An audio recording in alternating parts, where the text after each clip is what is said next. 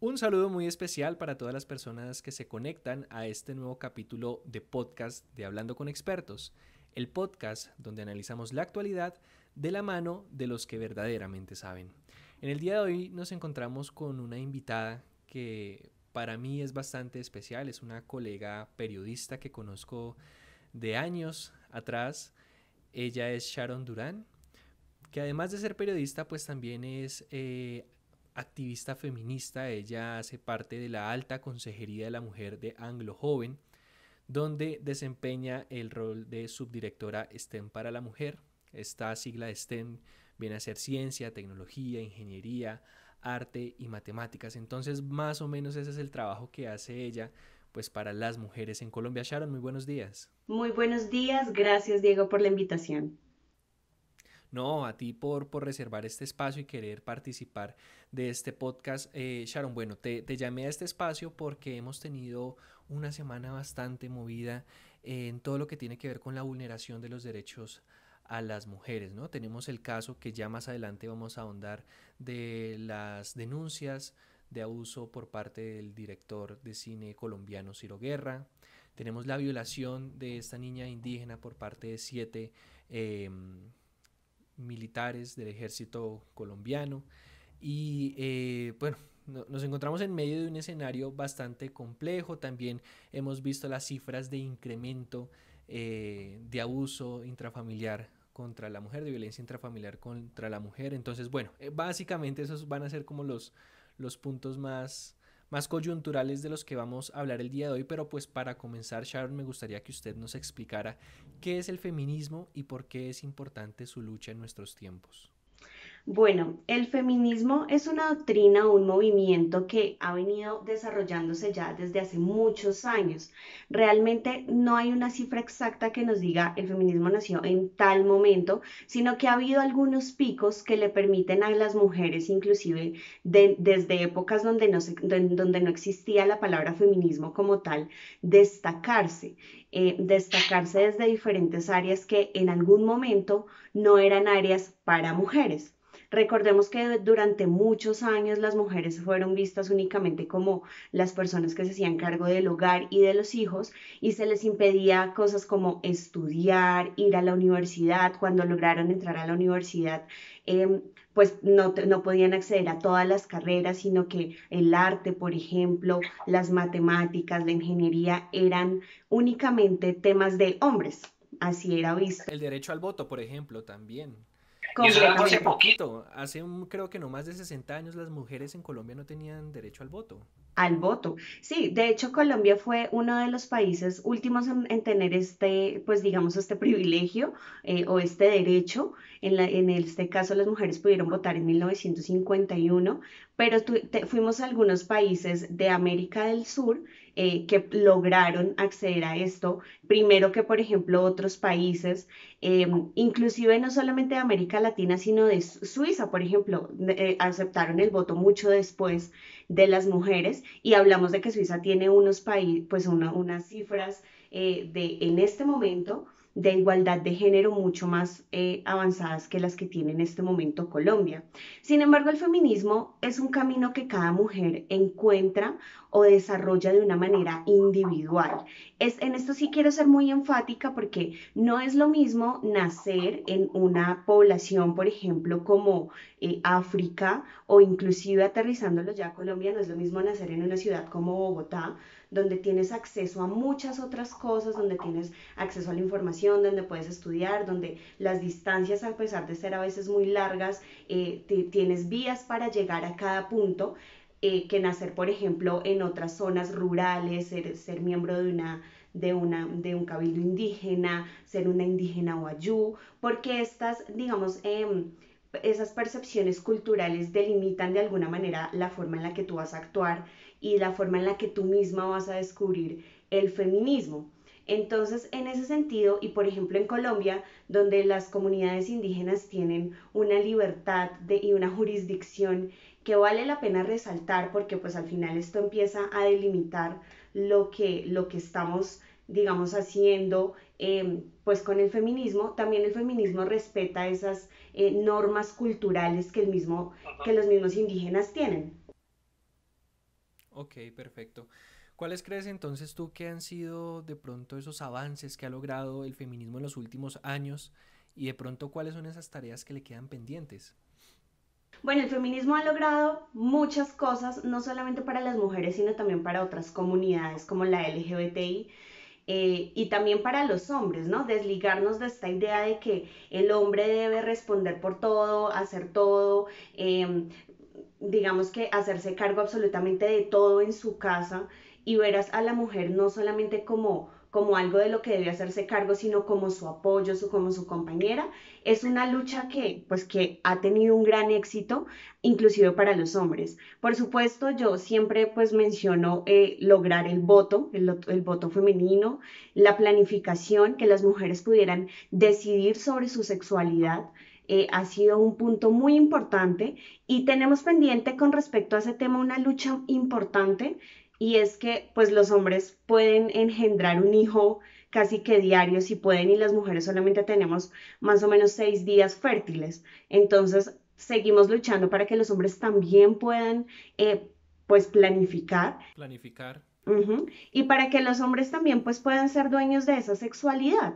Pero digamos que la píldora anticonceptiva y decidir tomar una píldora anticonceptiva sin la autorización explícita de tu esposo ha sido un gran avance para las mujeres. Tenemos pendiente muchas cosas.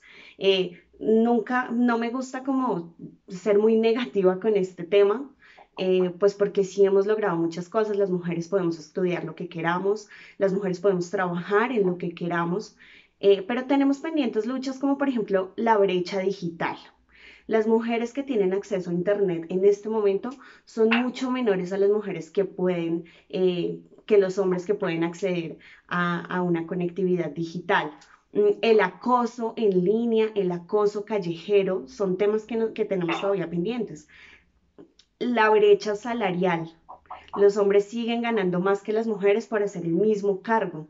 Y también las diferencias que tienen los hombres al llegar al hogar, que de pronto a veces ya no tienen nada más que hacer, sino descansar, y las mujeres llegan a seguir atendiendo al esposo, a los hijos.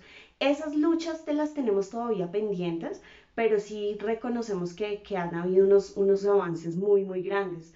Lo más importante, digamos, para poder continuar con esta lucha es que no nos maten. Ese es el punto.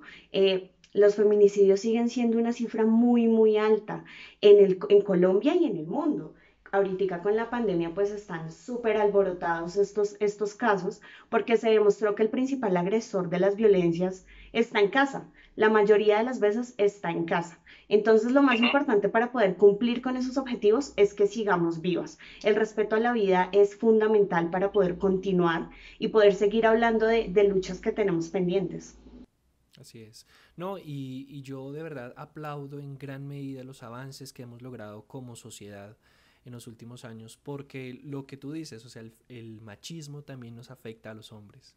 El hecho, por ejemplo, de que yo vaya al supermercado, bueno, supermercado es un decir, a la tienda, a la placita del barrio, a seleccionar papas. Una vez yo fui y me salieron con el comentario de, no, mi hijo, venga, venga, yo le ayudo a seleccionar las papas. Es que ustedes los hombres no saben. Va y de pronto llega a la casa y su esposa lo devuelve. Sí, o sea, esa idea de que los hombres para la cocina negados, el hecho de pronto de ser uno papá y de poder criar a su hija y de tener a su hija en casa y que haya personas que puedan decir, venga, pero es que Diego sí cuida bien a la niña, Diego sí hace bien su rol como cuidador de papá, pues claro que uno lo puede hacer, ¿sí? Entonces es cierto, o sea, muchas veces el machismo también lo afecta a uno con su mismo papá, o sea, el hecho de que el papá de uno no haya tenido esa libertad de decirle a uno, hijo, te amo, hijo, te quiero, abrazarlo, darle un beso, por pensar que el hijo se le iba a volver amanerado, o quién sabe qué, o pensar que el papá iba a parecer de pronto afeminado con sus amigos. Eso también a uno le hace daño y uno se cría de pronto con esos faltantes y uno se cría de pronto con esos vacíos que uno dice, oiga, chévere ver una sociedad donde los hombres y las mujeres compartimos de pronto los mismos roles. Qué chévere ver una sociedad donde los hombres y las mujeres compartimos las mismas cargas económicas en el hogar, donde también nos turnamos el papel y el rol de la crianza de nuestros hijos. Eso a mí se me hace espectacular. Y coincido contigo, creo que hacen falta muchas luchas, no desde el rol feminista, porque yo creo que esto es una lucha que debemos dar todos, de que las mujeres se puedan sentir seguras en la calle, de que las mujeres se puedan sentir seguras en línea. ¿Sí? No, no puede ser de pronto que una mujer que toma un Uber o un taxi no pueda de pronto sentirse en confianza o sentirse tranquila a comparación de si quien la transporta es una mujer. Yo sueño con una sociedad donde no haya diferencia entre lo uno y lo otro. Entonces sí, coincido contigo, aún faltan muchas luchas por ganar y creo que como sociedad pues vamos por buen camino. Lo que pasa es que lo que sucede con este tema es que estamos llenos de micromachismos. Y los micromachismos son todos esos momentos que tú mencionas, como yo, si soy hombre, no puedo besar a mi papá porque nos van a gritar en la calle que somos homosexuales o cosas por el estilo. Ujú. Ahora, si son homosexuales o no, pues, ¿qué tiene? O sea, sin embargo, estamos llenos de esta información que de hecho recibimos desde muy pequeños, información que Mm, recibimos incluso desde el vientre, que decimos, no, sí, es que si es niña todo es rosado y si es niño todo es azul. Y si la niña nace y resulta que no le gusta el rosado, entonces ya por eso la tenemos que calificar como lesbiana o como marimacha o todas estas palabras que además suelen ser calificativos, bastante violentos, además en sí, una persona en formación, en una niña o un niño. Si un niño nació y resulta que está rodeado de mujeres y entonces los niños imitan lo que ven, entonces si el niño empieza a jugar con muñecos o con muñecas, también lo tenemos que calificar, que meter, que encasillar de alguna manera en lo que el niño todavía no sabe qué es. Entonces toda esa así es. información la recibimos todo el tiempo, decimos, no, esto me parece normal porque, porque crecimos con eso. Entonces Ujú, necesitamos ser de alguna manera conscientes, conscientes con eso que así tú acabas es. de decir, conscientes con Mm, decir, yo me voy a levantar y hoy voy a hacer todo el oficio de la casa, aunque mi esposa no haga nada, porque nos vemos ya como compañeros, ese es el punto. Y mucho más allá es, listo, tú, digamos que tú con tu pareja puedes tener una relación, digamos, y una comunicación muy cercana que les permita ujú, llegar a muchos acuerdos como pareja correcto, y como así sociedad. es. Pero cuando tú estás en tu Facebook, en tu Instagram, y publicas cosas, por ejemplo, sobre movimientos feministas o sobre tus intereses, y otra persona que además a veces tú ni siquiera conoces te ataca, eso ya es violencia porque no tienes cómo negociar con esa persona. Y por eso vuelvo al punto, No, si tú con tu pareja y con tu familia puedes negociar y puedes hablar y llegar a estos acuerdos que además son necesarios para convivir, pues no es lo mismo ni en redes sociales, ni mucho menos en la calle, cuando todas las mujeres, mira, yo estoy segura que tú te sientas a hablar con cualquier mujer, familiar, amiga, con tu misma esposa, y todas tenemos al menos una historia por contar que nos ha pasado en la calle, de tipos que de nos cosas. gritan cosas, que nos tocan abusivamente y que cuando les hacemos además el reclamo, ellos nos tratan como si eso fuera lo más normal del mundo. Es decir, yo he escuchado casos en los que incluso la persona nos dice como, eso, no, eso me pasa a mí por decirle que está linda. Es decir, antes uno Mm, debería sentirse agradecido con que el tipo le grite a uno morbosidades en la calle. exacto, Entonces, sí. esa conciencia, recibir esa conciencia es fundamental para poder llegar a acuerdos y entender que el machismo está vigente todavía en muchos escenarios de nuestra vida, pero que estamos todo el tiempo trabajando para disminuirlos y por eso los hombres juegan un papel indispensable en este tema, porque tú puedes negociar Así con la es. mujer que tienes cerca, pero en la calle también tienes que ser una persona normal que no ande gritando cosas por la calle a nadie. Entonces, en Mm, ese sentido, los hombres necesitan también recibir esa conciencia y esa información de que no es normal que yo le grite cosas a las mujeres en la calle o que las mire horrible, que tú sabes que hay miradas muy, muy feas. Que además, Sharon, yo no le encuentro lógica, o sea, siendo hombre, no le encuentro lógica al arrojar de pronto ese tipo de piropos, entre comillas, ¿no? Porque no, de piropo no tiene nada, o de chiflidos. O sea, no conozco la primera mujer que diga, ay, sí, es que yo me enamoré de este tipo porque un día iba caminando por la calle y me dijo estas palabras. o me tocó indebidamente. O sea, logran el efecto contrario. En vez de atraer de pronto una mujer que le pareció atractiva, llamativa, logran lo contrario. Porque es que no se Es dan una cuenta agresión, por eso de que las están agrediendo. Ujú, tal cual. Tal cual. No, y lo que tú mencionabas ahorita de que sigue siendo de pronto algo que mejorar en nuestra cultura el hecho de cómo formamos a nuestros niños desde la infancia. Hace poquito yo estaba en la Feria del Libro y había un panel de estas Geek Girls, no sé si las referencias, ¿De que son quiénes? como de las Geek Girls. Ah, ok, sí, sí.